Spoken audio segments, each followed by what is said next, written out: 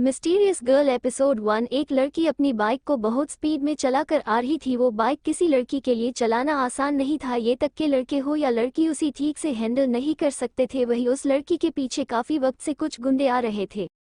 एक और तरफ से एक स्पोर्ट्स कार आ रही थी जिसमें 4 लोग बैठे थे। राज जो ड्राइव कर रहा था, रूही और रेहान रोहन जो पीछे सीट पर बैठे थे, और राज के बगल में एक लड़का बैठा था जिसके फेस पर कोई एक्सप्रेशन नहीं था। वही उन चारों की कार भी उसे तरफ से जा रही थी जहां वो बाइक वाली लड़की थी। वही बाइक वाली लड़की ने बाइक रोक दी थी और उन गुंडों के पास उठकर चली जाती है। जब राज दूर से ये देखता है ती अपनी कार रोक देता है। ये देख रेहान उससे देख कहता है, रेहान कार क्यों रोकी तूने? राज, वो बाहर कुछ लड़के किसी लड़की को छेड़ रहे हैं। ये सुनकर सब बाहर देखते हैं जहां वो लड़की इस गुंडों के पास खड़ी थी और उनसे कहती है, लड़की क्या है बताओ? तो वो गुंडे गंदी हाशी हंसते हुए कहते हैं, आओ जाने मन पास। राज, हमें उस लड़की की मदद करनी चाहिए। आदित्य, मैं ऐसे लोग की मदद नहीं करता है जो खुद की मदद खुद नहीं करते। ये कहकर वो कार का गेट रिमोट से लॉक कर देता है। वो सब बाहर देखते हैं। अभी तक उन सब ने उस लड़की का चेहरा नहीं देखा था। वो दूसरी तरफ मुंह करके खड़ी थी।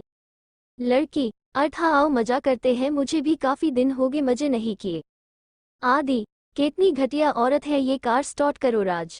तभी उन्हें कुछ टूटने की आवाज आती है। सब हैरानी से बाहर देखते हैं तो एक गुंडा दर्द से अपना हाथ पकड़ के रो रहा था और दूसरे के मुंह से खून निकल रहा था। और तभी वो लड़की एक आखिरी गुंडे को मरती है और उसका पैर टूटने के कटक से आवाज आती है, लड़की क्या हुआ इतनी जल्दी? तुम लोगों ने मजा कर लिया, मुझे तो अभी और करना है, जस्ट गेट अप।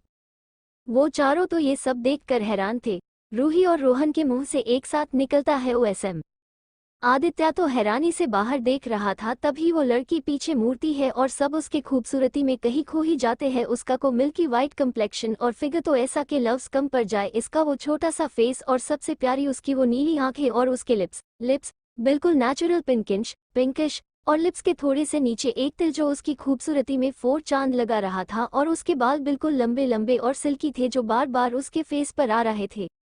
और उसने एक क्रॉप टॉप पहना था जिससे उसकी खुली कमर साफ साफ दिख रही थी। आदि की नज़र बार बार उस पर जा रही थी और वह पर भी एक तिल था जी आदि की मदहोश कर रहा था और उसके मुंह से खुद ब खुद निकल जाता है, आदि ब्यूटीफुल। ये सुनकर वो तीनों तो जैसे हैरानी के मारे पागल ही हो जाते, क्योंकि आदि के मुंह से किसी की तारीफ सुनना इम्पॉसिबल बात थी।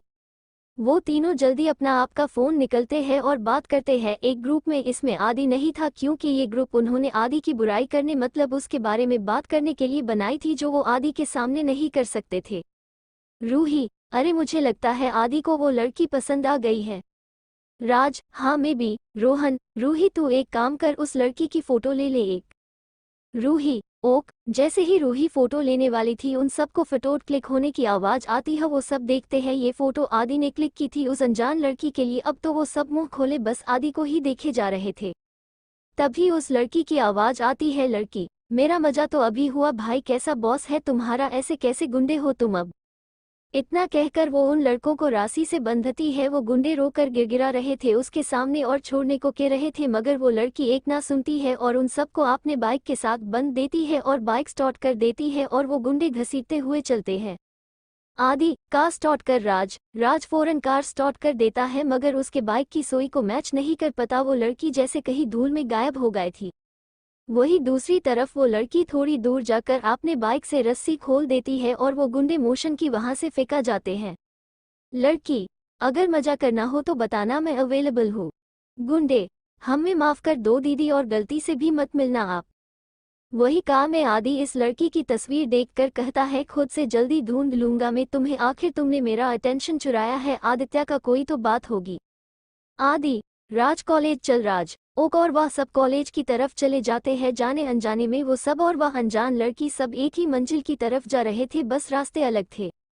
वो लड़की अपनी बाइक एक सुनसान रास्ते पर रोकती है और किसी का कॉल रिसीव करती है और कहती है, लड़की, हाँ बोलो कॉलर, क्या आप पहुंच गई है? लड़की, हाँ तुम अपना काम सब शुरू कर दो। कॉलर, माम हमें ये काम 1 महीने के अंदर पूरा करना है। लड़की, आई नो कॉलर, तो थोड़ा आराम कर लूँ अभी। लड़की गुस्से में कहती है, नहीं ये मेरा ऑर्डर है और तुम्हें ये जितना आसान लग रहा है उतना है नहीं, हमारे लिए शायद 1 महीना भी काम पड़ जाए। कॉलर डरते हुए कहता है, ओक मैडम मैं समझ गया। इतना सुन वो लड़की कॉल कट देती है। आखिर कौन है ये लड़की, किस काम की बात कर रही थी वो और किससे? क्या आदि ढूंढ पाएगा उस लड़की को कभी? सब पता चलेगा आने वाले एपिसोड में। बस ऐसे ही कहानी को पढ़ते रहे सिर्फ पॉकेट एफएम पर। Powerful presence. जैसे ही वो लड़की बाइक स्टार्ट करने वाली होती है, एक बार फिर उस लड़की को कॉल आता है। इस बार वो बिना किसी एक्सप्रेशन के कॉल उठती है और शांति रहती है। कॉलर, मैडम वो किस नाम के डॉक्यूमेंट लड़की? रेवा सिन्हा। जी हाँ, उस लड़की का नाम रेवा सहना है। अब इस नाम में कितना सच्चाई है आगे पता लगेगा। रेवा इस बार बिना कुछ और सुनने कॉल कट कर देती, जैसे कि अब उससे बात करने में कोई इंटरेस्ट ही न हो।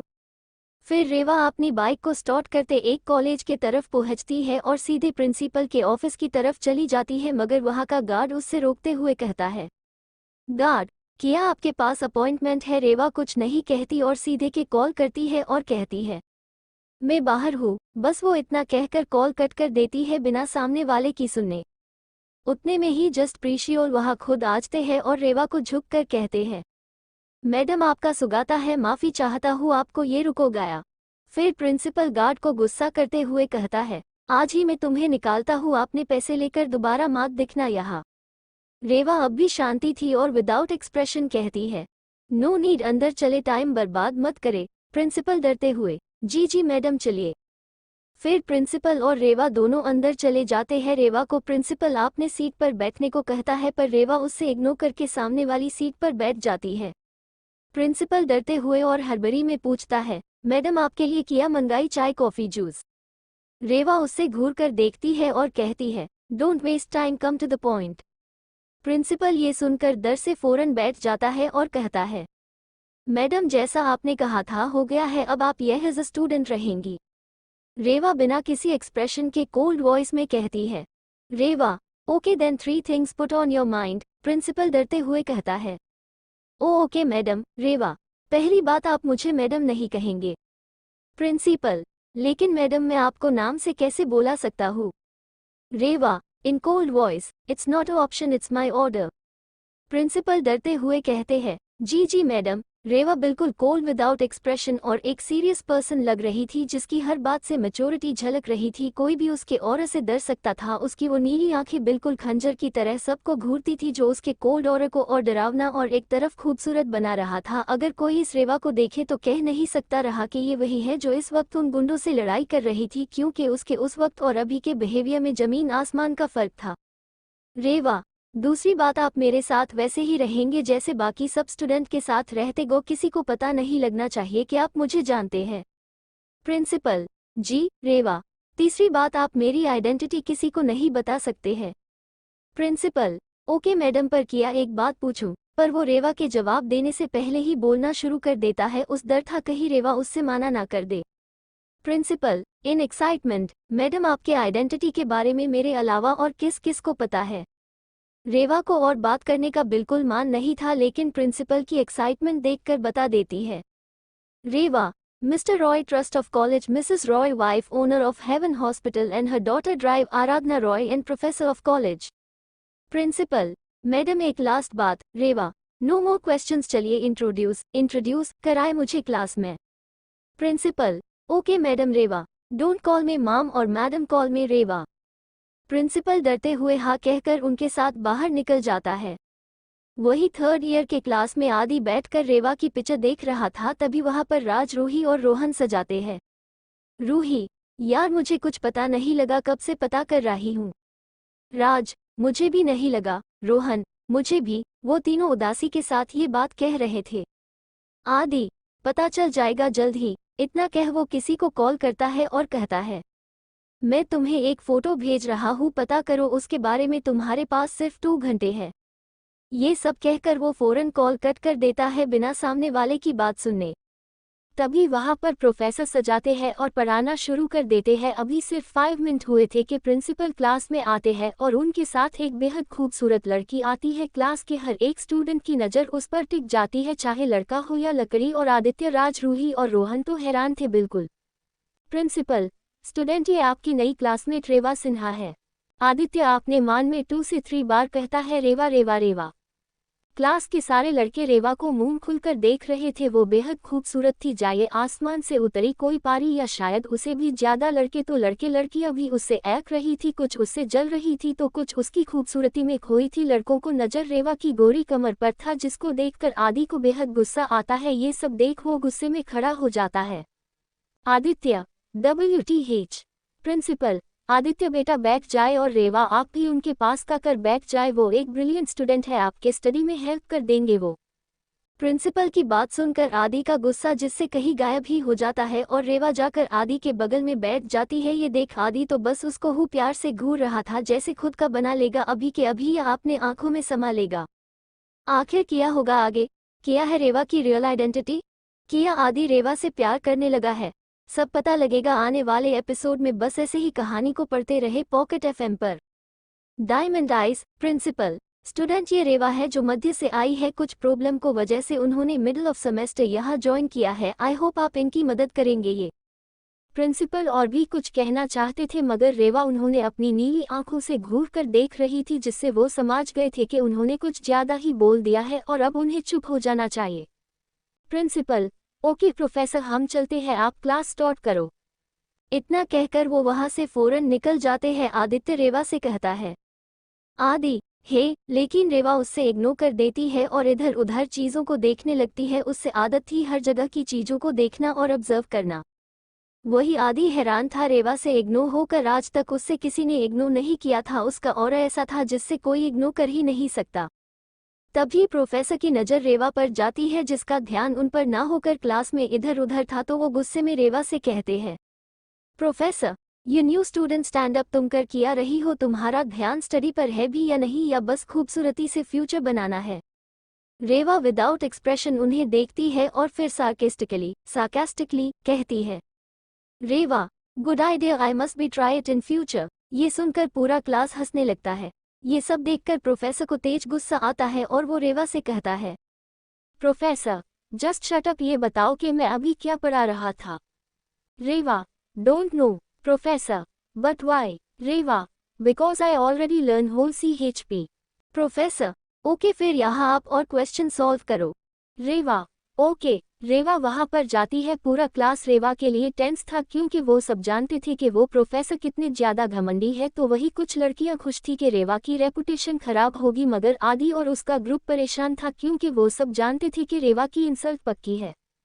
प्रोफेसर रेवा को एक क्वेश्चन देते हैं, बाकी सब स्टूडेंट उसको देखकर हैरान थे, क्योंकि वो क्वेश्चन उनमें से किसी के लिए सॉल्व करना पॉसिबल नहीं था सिवाय आदि के और राज के। वही आदि और राज भी ये चीज जानते थे कि ये क्वेश्चन बाकी स्टूडेंट के लिए बहुत ज्यादा टफ था।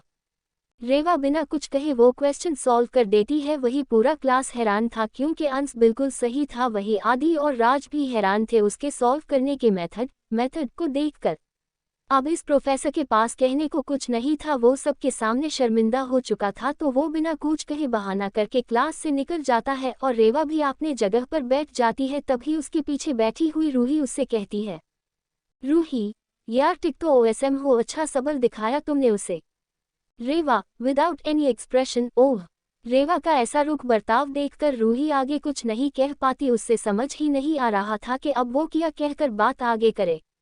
तब रेवा वहां से उठकर जाने लगती है कि वहां पर एक लड़का आकर उससे देखकर उससे स्माइल करके हेलो कहता है, लेकिन रेवा उससे इग्नोर करके आगे बढ़ जाती है। और वो लड़का बड़ी शिद्दत से रेवा को जाते हुए देख कर रहा था, मगर कोई 2 लोग थे जो अपनी जलती आंखों से इस लड़के को घूर रहे थे, जैसे कि आपने नजरों से ही जला देगा। वो थे आदि और राज। आदि अपनी जगह से उठकर इस लड़के के पास जाकर कहता है वेट एंड वॉच। आदि के आवाज में इतनी ठंडक थी कि वो लड़का अपने जिस्म को कांपते हुए महसूस कर रहा था। ये सब कहकर वो तीनों भी रेवा जिस तरफ गई थी वहां जाने लगते हैं। रेवा कैंटीन गई थी तो वो सब भी रेवा के पास चले जाते हैं। रेवा के पास वाली सीट पर रूही बैठते हुए कहती है रूही यार रेवा तुम्हारा और कितना मस्त है। रेवा कुछ नहीं कहती, बस उससे देखकर अपने कॉफी को पीने लगती है। आई ओह मिस डायमंड आइज। जब आदि रेवा को ये कहता है तो रेवा फौरन अपना सर उठाकर आदि को देखती है। इतने देर में अब जाकर रेवा ने आदि को ढंग से देखा था। आदि को देखते रेवा कहीं सोच में दब जाती है। रेवा ऊपर से तो बिल्कुल शांत थी, मगर उसके एंडी किया था ये वो खुद ही जानती थी। फिर रेवा अपने मान में कहती है रेवा इतने ज्यादा सिमिलरिटी ऐसा कैसे हो सकता है, बस उसकी अनोहे समुंदर की तथा शांत और इसकी आंखें आग उगलती है जैसे। शिट रेवा, तू ये सब मत सोच, तू अपने वक्त पर ध्यान दे और ये मत भूल तू रेवा के तुझे आदि से दूर रहना है, तू खुद को डिस्ट्रैक्ट नहीं कर सकती।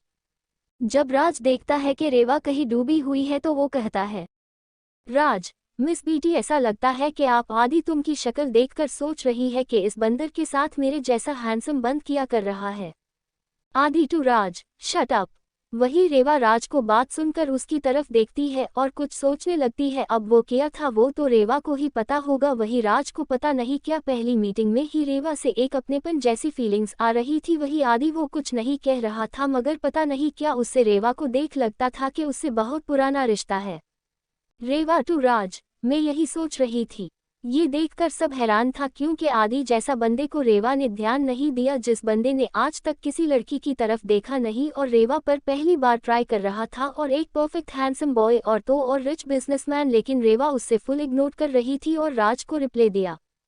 आखिर क्यों आदि और राज को रेवा से अपनापन लगता है? क्या छुपा रही है रेवा? कौन है वो? आखिर क्यों रेवा ने सिर्फ राज से बात लिया और आदि को इग्नोर किया? सब पता लगेगा आने वाले एपिसोड में। बस ऐसे ही कहानी पढ़ते रहे पॉकेट एफएम पर।